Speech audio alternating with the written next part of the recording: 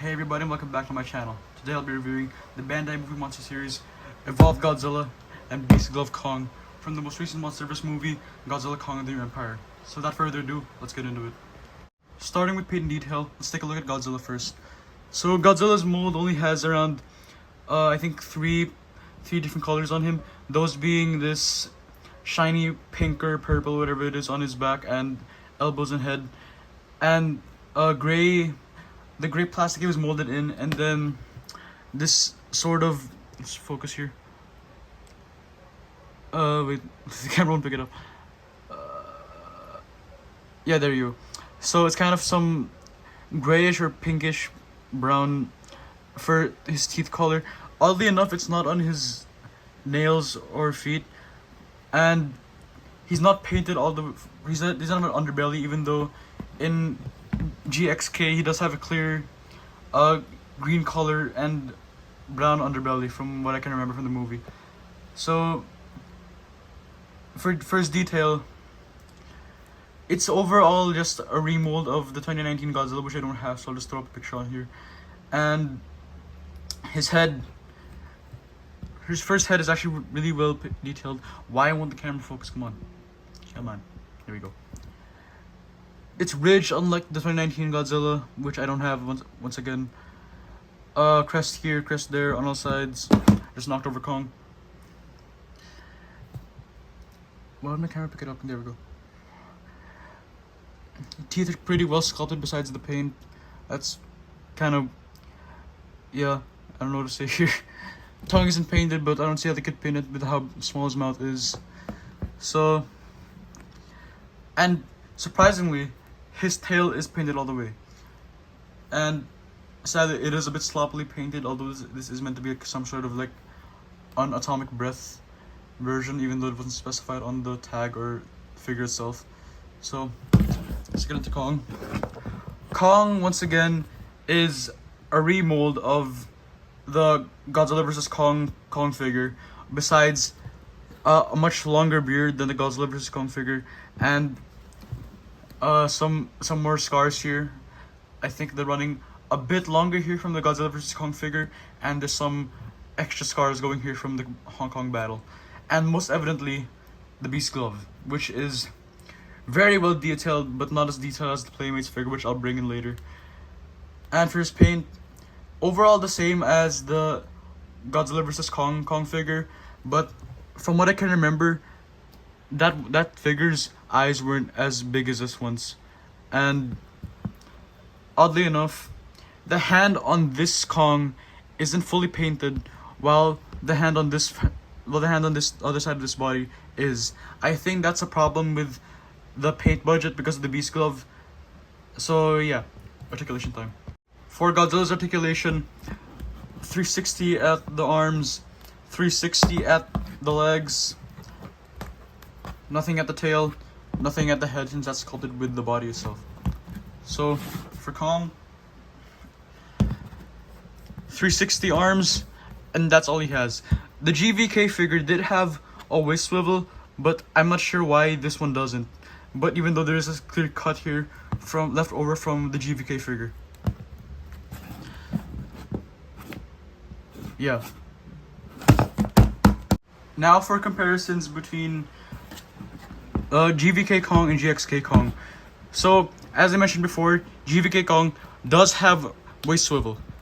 This one does not. And obviously, this one has the Beast Glove. This one doesn't. This has more scars. This one doesn't. Longer beard. This one doesn't. And as I mentioned before, this one does have larger eyes. Now that I'm looking at this one, this has a much more elongated face, and this one has a more, say, angrier face. Yeah. And this one is a bit more lightly colored than the GVK Kong, most evidently in the skin. So this one has a much more brownish, blackish skin, while this one is more dark to light gray. Now, yeah, for this one, it's a bit glossier, but this has a bit more matte finish, because I think it's because of the base coat of the plastic was gray, and this one was just brown. So, and the highlights here are a bit glossier than this one. So Size comparison time. This is Godzilla and Kong next to each other. Godzilla next to the 2014 Godzilla, which actually scales pretty well from how big they are. This one being 393 feet tall and this one being 355 feet tall from what I can remember. Now, Monster vs. Mechagodzilla. They scale pretty well, I'd say. This is actually pretty accurate for the movies. Now, for the male Muto, yeah, that's pretty fine from what I can say, but the male Muto was a bit big. I don't have any other Monsterverse figures besides these for the Bandai line, so I'll bring out the Playmates figures instead. Shimo. Shimo's a bit too small, but I'm gonna wait for the Bandai Shimo and Scar King to come out, and then I'll scale that with this. Yeah.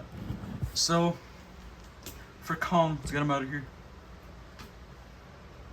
Where's Kong? Where did I put him? Where did I put Kong? I lost him. Oh no. Kong. Mechagodzilla. He fell. Let's get him back here. Kong and Mechagodzilla. Kong and Shimo. They just do scale a bit better than Godzilla and Shimo. Kong and Scar King. I'd say the scales are pretty well since Scar Kings are only around 320-ish feet in the movie, or 315 feet from what I can remember. Kong next up. Who didn't I do yet? Kong, this 2014 Godzilla. This is pretty accurate as well. Kong next to the Playmates Kong, which arguably does have a better sculpt than the Beast Glove, but the Bandai one does have better paint. So better sculpt, better paint.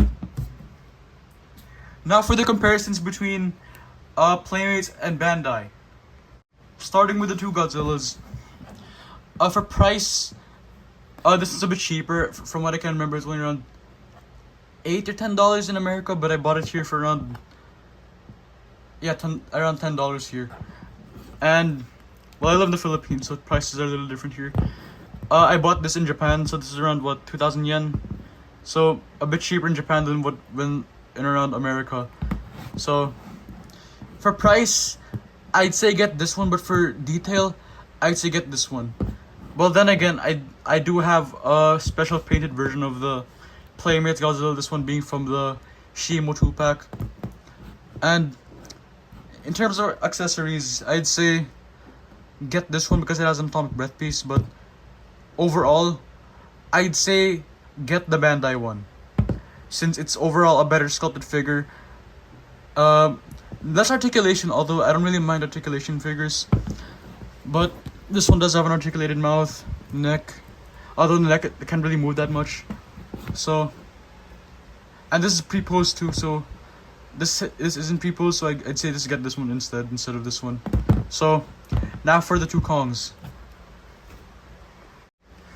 For Playmates Kong and the GXK Bandai Kong, Playmates is a bit more articulated with a proper elbow. The elbows can move out, elbow swivel,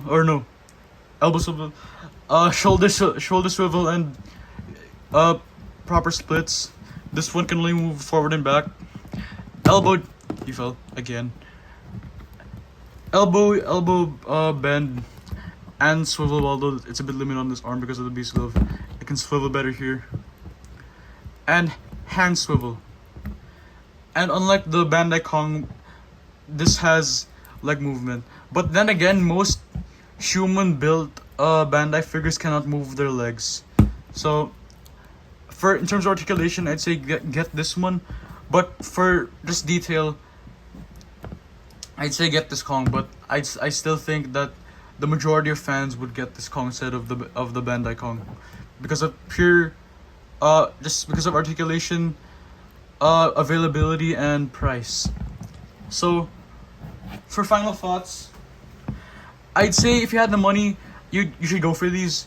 They are very good figures, but they do come with their downsides, such as articulation, pain, and whatnot. So, to summarize, yeah, these are very good figures. You should get them, and that's about it. See you next time.